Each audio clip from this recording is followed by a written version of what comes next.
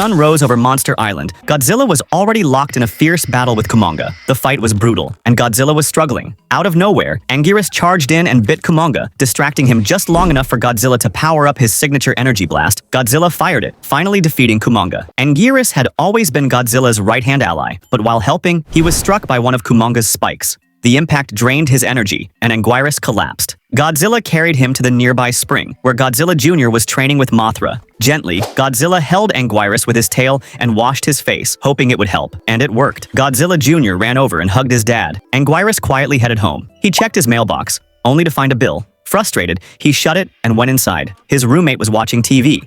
Anguirus went to the fridge.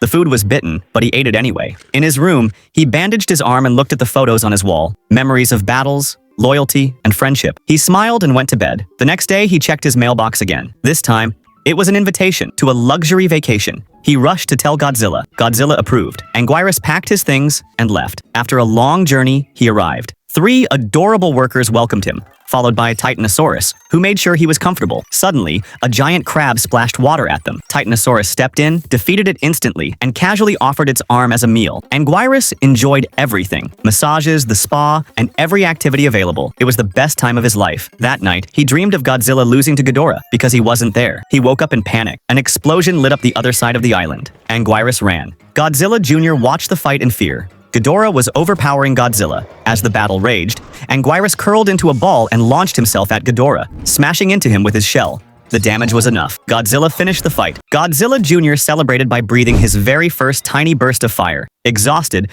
Anguirus looked up as Godzilla gave him a thumbs up. Anguirus smiled, proud. Then he had an idea. He returned to his vacation, this time bringing Godzilla with him so they could finally relax together. Like and subscribe if a friend's ever had your back, and comment, "I love my friends."